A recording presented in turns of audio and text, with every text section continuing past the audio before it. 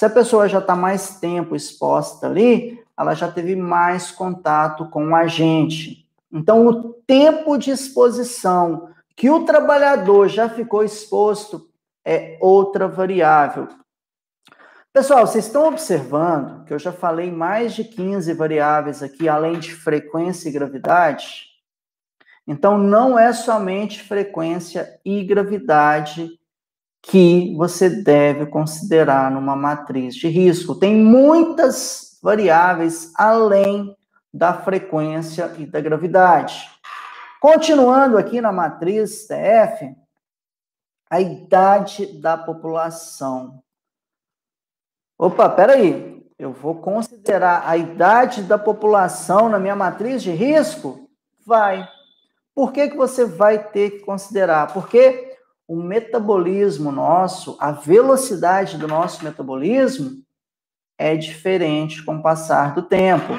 Por exemplo, se o trabalhador, ou melhor, se os trabalhadores, né, de um determinado grupo de exposição similar, eles têm de 18 até 30 anos de idade, você vai considerar, por exemplo, o multiplicador 1.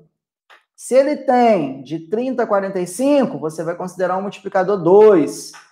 Se ele tem acima de 45 anos de idade, você vai considerar um multiplicador 3. Tá, Thiago? É preconceito que a idade vai interferir, sim, na avaliação do risco para alguns agentes ambientais e fatores de riscos também. Então, a idade é importante. Agora, eu vou falar de outras variáveis, porque é o seguinte, numa matriz de risco, não é só frequência e gravidade, você precisa considerar o histórico e você precisa considerar a participação dos trabalhadores, ok? Então, numa matriz de risco, recapitulando, não é só frequência e gravidade. Gente, pelo amor de Deus, para com isso. Não é só frequência e gravidade. Existem dezenas e dezenas de outras variáveis que são extremamente importantes para você avaliar um risco físico, um risco químico, um risco biológico, um fator de risco ergonômico, um risco social, um risco de vizinhança, um risco de penosidade e associação de fatores de riscos. Então, não é somente frequência e gravidade. Vamos parar com isso. Na matriz de risco que eu criei, eu considero ainda uma parte dela que eu chamo de atenuantes e agravantes. O que é isso? Exemplo, se no seu inventário de risco, vamos voltar lá atrás, de onde é que vem o inventário de risco? Ele nasce da análise preliminar de perigos. Se lá na sua análise preliminar de perigos, você identificou relato, registro de queixas, sinais ou sintomas de uma determinada doença ocupacional ou doença do trabalho, você vai ter que colocar um atenuante ou um agravante. Nesse caso, um agravante na sua matriz de risco. Tá, Thiago, o que é isso, um agravante? Imagina que no final da sua pontuação, da sua matriz de risco, você recebeu uma pontuação 100. Então, se tem relato ou sinal de queixas ou sintomas, você vai lá e coloca mais 10 pontos. Para quê? Você está aumentando a gradação do risco porque já tem registro de queixa ou de sinal ou de sintoma. Isso é uma maneira de você proteger mais ainda o trabalhador. Se tem registro de doença ocupacional ou acidente em uma determinada atividade, você vai colocar uma pontuação maior. Tá, Thiago, para que eu vou colocar uma pontuação maior? Para você lembrar de verificar se todas as ações foram tomadas do plano de ação da investigação do acidente, ou então da investigação da doença ocupacional, e se não tem nenhum risco de acontecer novamente um acidente ou então uma doença ocupacional. Fornecimento de EPI. Gente, o EPI, como todos vocês da área de saúde e segurança do trabalho, vocês sabem que a EPI não evita acidente. De fato, não evita acidente. O máximo que o EPI pode fazer é amenizar uma lesão. Mas eu não posso desconsiderar o uso do EPI. Então, o uso do EPI é uma variável que deve ser considerada na matriz de risco, numa avaliação de riscos ocupacionais. Por quê? Quem está utilizando o EPI tem menos chance de sofrer uma lesão do que quem não está utilizando o equipamento de proteção individual, ok? Só que o EPI, numa hierarquia das medidas de controle, ele é a última opção, como todos vocês devem saber disso. Mas eu não posso deixar de pontuar. Quando tem EPI, vai receber uma pontuação negativa. Negativa por quê? Vai estar diminuindo a gradação do risco. Se não tem EPI, você tem um risco lá, por exemplo, ruído, você tem um risco de perda auditiva e não tem EPI, então você vai agravar a gradação de risco, ou seja, você vai colocar uma pontuação a mais para você ter um controle. Em contrapartida, se existe um equipamento de proteção coletiva, né, que é aquele equipamento que protege todos os trabalhadores ao mesmo tempo e garante a segurança dos trabalhadores, você vai receber uma pontuação negativa maior. Como assim negativa? Com o intuito de reduzir a magnitude, a gradação dos riscos. Por exemplo, se o risco é de queda e você instalou, por exemplo, um guarda-corpo de acordo tanto com a NR18 quanto as normas do Corpo de Bombeiro aí de cada estado, é claro que isso pode ser que seja diferente, você vai colocar uma pontuação menos 10, por exemplo. Se no final da sua matriz de risco, TF, recebeu lá uma pontuação de 100, se você instalar um equipamento de proteção coletiva, você vai receber uma pontuação de 90, ou seja, você vai reduzir o nível do risco, ok?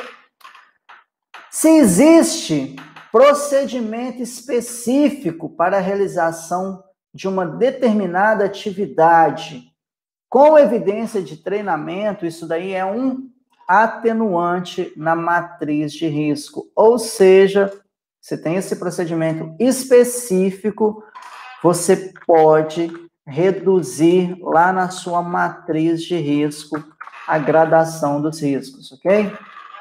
Outra variável, vamos lá, mais variável que tem que ser considerada. Realização de 6 a 10 amostras com percentil 95. Muita gente fala que isso é um sonho, né? Eu consigo aplicar isso nos meus clientes, né? Nas avaliações ambientais, eu consigo isso fácil, porque o argumento que eu utilizo é estatístico.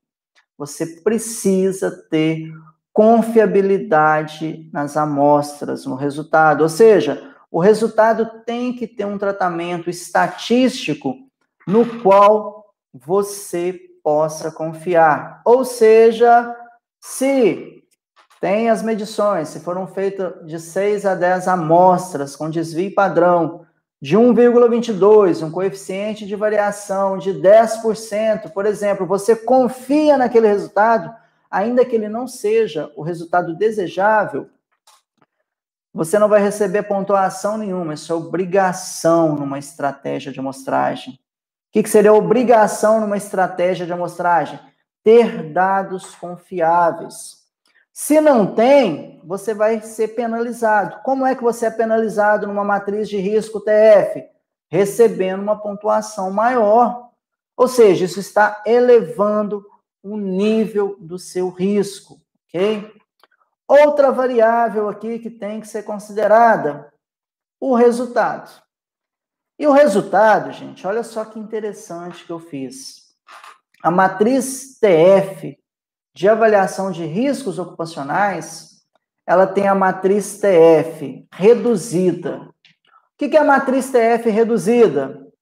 É uma matriz que considera apenas 3 níveis de risco. Quais níveis são esses? O nível baixo, que você pode chamá-lo de insignificante também. Tem o nível médio, que você pode chamá-lo de significativo. Tem o nível alto, que você pode também chamar de inaceitável, ok? Então, a primeira classificação da matriz TF reduzida são apenas esses 3 níveis, ok? E existe a matriz TF expandida. O que seria? A matriz TF ampliada. Gente, imagina uma escada com 3 degraus.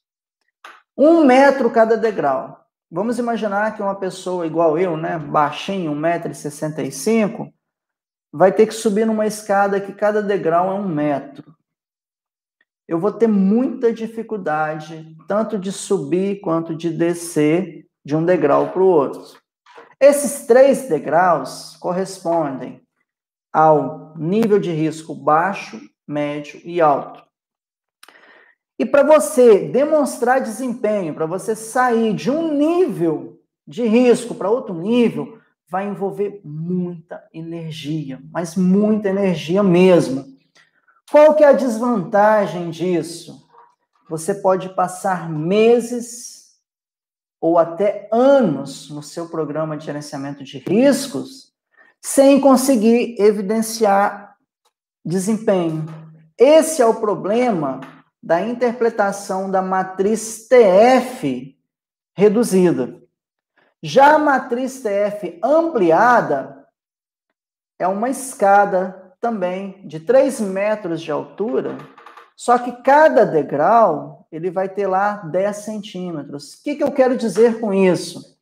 Com a matriz TF ampliada, ela tem 11 níveis de risco. E o que isso significa, esses 11 níveis de risco? Que através dela é possível você conseguir evidenciar pequenos desempenhos. Ou seja, exemplo, cheguei na empresa, a empresa não tinha nada, começando do zero. O nível de risco deu lá em cima para a maioria dos agentes ambientais e para a maioria dos fatores de risco. Aí eu fui lá e dei lá um treinamento de trabalho em altura. Beleza, reduzi 3 pontos na matriz de risco, ou seja, com a matriz de risco ampliada, que é uma figura ilustrativa de uma escada, tá? De 11 degraus, você consegue evidenciar menores desempenho. E qual que é o objetivo de todo e qualquer programa de gerenciamento de riscos? É melhorar o desempenho de saúde e segurança do trabalho. Então, pessoal, anotem isso daí. O maior paradigma que eu estou quebrando, que eu estou combatendo, é que uma matriz de risco não sobrevive a apenas 2 variáveis, que é frequência e gravidade. Uma matriz de risco tem que ter dezenas de variáveis. Aí, de repente, você deve estar se perguntando, Thiago, dá trabalho aplicar uma matriz de risco com dezenas de variáveis? A resposta é muito fácil. Não dá trabalho. É rápido, é prático, é simples, é eficaz. O que vai dar trabalho, então? O que vai dar trabalho é você estudar todos os conceitos que você precisa estudar. O que é um risco físico? Vamos lá, desdobrar o risco físico. Quantos que existem? Ruído intermitente, ruído de impacto, vibração de corpo inteiro, vibração localizada, ultrassom, infrassom, radiofrequência, campos elétricos, campos magnéticos, ou seja, você vai ter que desdobrar isso tudo e entender conceitualmente o que é isso. Riscos físicos, vocês vão ter que estratificar em material particulado, sólido, suspenso no ar do ambiente de trabalho, poeira, névoa, neblina, gases, vapores ou substâncias que possam penetrar na pele ou ser ingeridas. Você vai ter que entender isso.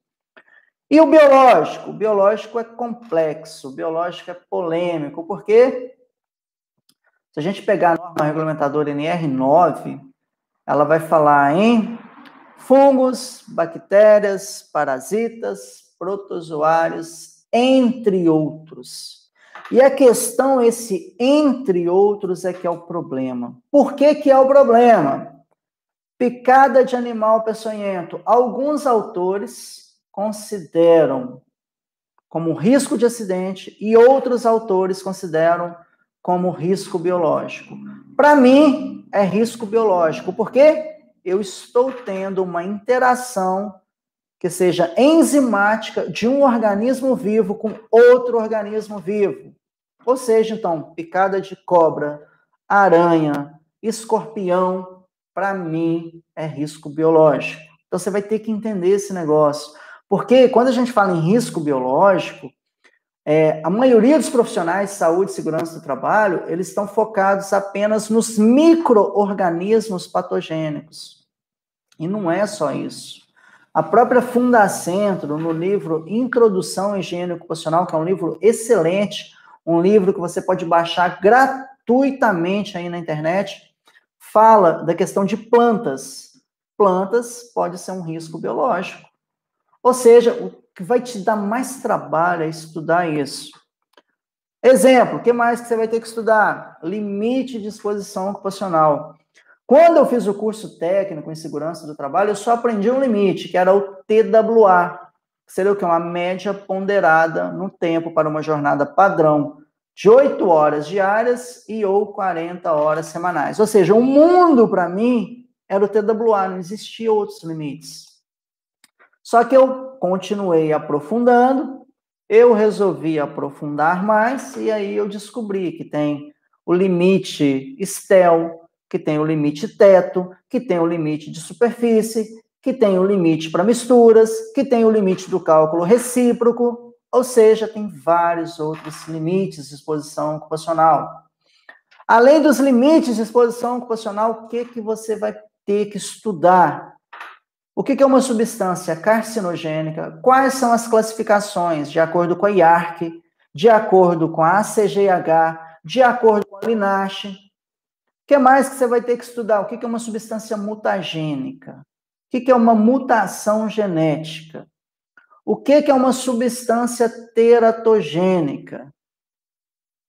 Então, você vai ter que estudar todos esses conceitos para aplicar a matriz TF, que foi a matriz que eu criei. Gente, a matriz TF, ela é simples, ela faz os cálculos tudo para você, ela te mostra o caminho do nível do risco. Isso é fácil, isso é o que eu entrego no meu curso do Programa de Gerenciamento de Riscos. Agora, o caminho para isso é estudar esses conceitos.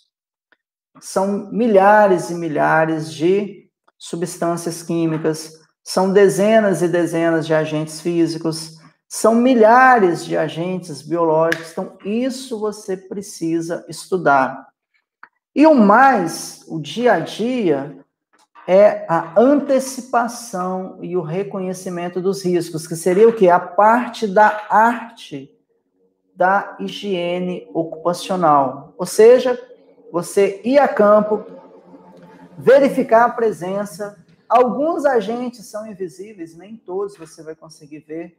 Ou melhor, você pode até ver, você não vai conseguir enxergar. Nem todos você vai ter uma percepção organoléptica para perceber a existência do agente ou do fator de risco. Então, você vai ter que estudar processo, quais são as entradas, quais são os processos, quais são as saídas, quais são as transformações de energia que está ocorrendo, que está acontecendo na empresa que você estiver elaborando o programa de gerenciamento de riscos.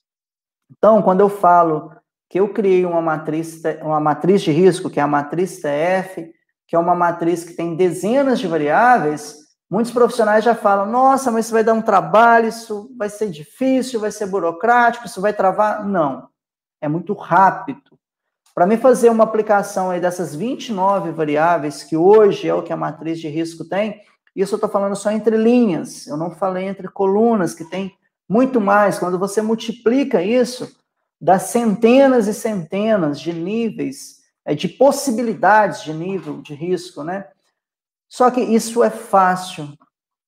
O mais, não é que é difícil, o trabalhoso é você compreender o que é o conceito. Porque não adianta nada você clicar lá na matriz TF, a substância tem limite STEL. Tá, mas o que é o STEL?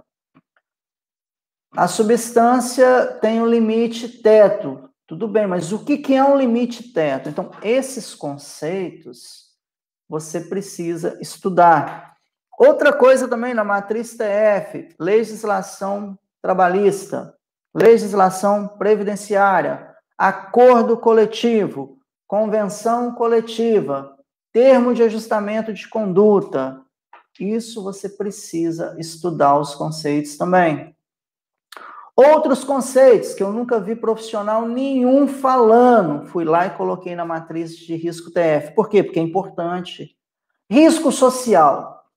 Alguém já falou sobre risco social? Risco e impacto de vizinhança. Alguém já falou em risco e impacto de vizinhança no programa de gerenciamento de riscos? Então, são termos importantes. Termos importantes. O risco de imagem da empresa, outra variável aí. Alguém já falou sobre isso? Não.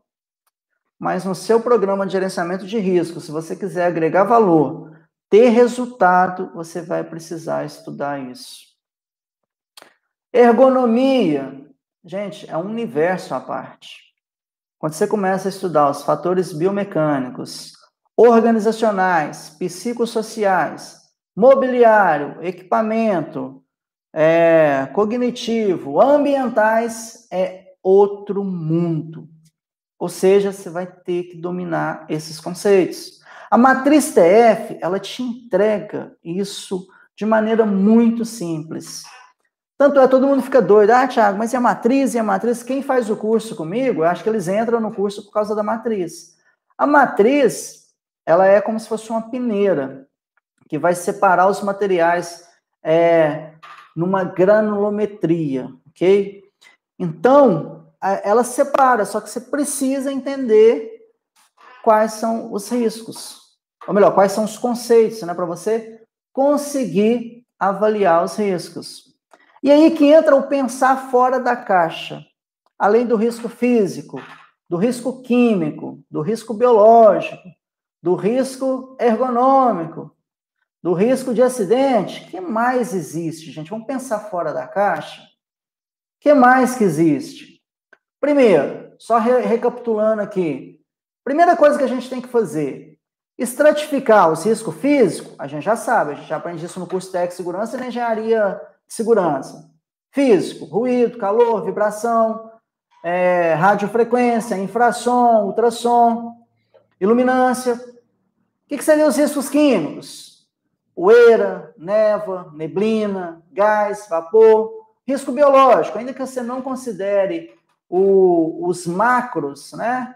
Mas vírus, fungo, bactéria, isso tudo a gente sabe. Primeira tarefinha aí para quem quer fazer o PGR. Estratificar o risco ergonômico. Em biomecânico, em mobiliário, em equipamento, em organizacional e ambiental. E psicossocial e cognitivo. Pronto, estratifiquei os riscos ergonômicos. Quais riscos mais existem? O risco social. Risco social, gente. Alguém já falou isso? O que é um risco social, Thiago? Desculpa a expressão, que porra é essa? Risco social, gente, ele está relacionado à imagem da empresa. Imagina uma empresa que tenha mulheres em idade reprodutiva, tem uma substância teratogênica. O que é uma substância teratogênica? Uma substância que causa alteração no feto. Então, uma empresa tem mulheres, centenas de mulheres em idade reprodutiva, expostas a uma substância teratogênica. E dali a pouco começa a nascer dezenas e dezenas de crianças aí, por exemplo, com microcefalia. Isso pode tirar uma empresa do mercado.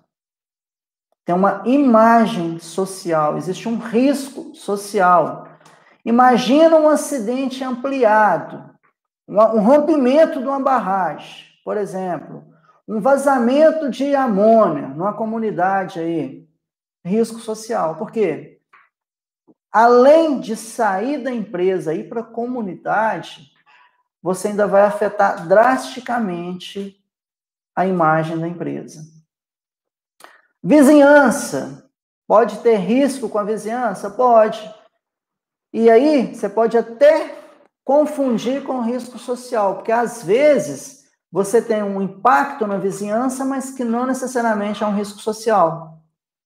A questão da periculosidade. Por que eu separei isso? A gente tem legislação que tem que tratar isso diferente. A matriz de risco TF, ela trata. Risco penoso, penosidade, tem que considerar. Associação de fatores de riscos, também temos que considerar. Gente, agora outra coisa, recapitulando aí para quem chegou agora. Eu não acredito em ausência de risco. Eu não acredito e eu provo isso. Não existe empresa sem risco. Sempre vai ter iluminância, sempre vai ter o risco físico da iluminância e sempre vai ter o risco ergonômico. Seja biomecânico, ou então psicossocial cognitivo, ou que seja mobiliário ou equipamento. Ah, Thiago, mas um escritório? Tem. Agora resta saber você classificar, aplicar a matriz TF e descobrir se aquele risco é baixo, médio ou alto. Ah, Thiago, tem risco, mas ele é baixo. Tudo bem, então você avaliou e você, de acordo com a matriz TF e o seu julgamento profissional, você determinou que é baixo. Agora, o risco existe? Existe. É uma brincadeira que eu faço é o seguinte: o leão está preso na jaula, mas o leão está lá, o leão existe. Então, esse é o tratamento que nós devemos dar na questão do programa de gerenciamento de risco. A matriz TF, gente, é como se fosse uma calculadora. Funciona exatamente igual uma calculadora científica. Agora, para usar uma calculadora, você precisa estudar e entender de matemática. Se você não entender o que é um número real, o que é um número inteiro, o que é um número fracionário, não vai adiantar você ter esse equipamento aqui. Ele não vai te servir, para nada. A matriz TF é essa questão dos conceitos. Entender bem o que é um agente químico, como que é a exposição do trabalhador, quais são as vias de penetração no organismo. Ok? Então, pessoal, qual que é a mensagem que eu quero que vocês tirem de hoje aqui? É o seguinte: jamais considerem apenas frequência e gravidade numa matriz de risco. Como se diz aqui em Minas Gerais, o buraco é bem mais embaixo, tá? Não é só frequência e gravidade.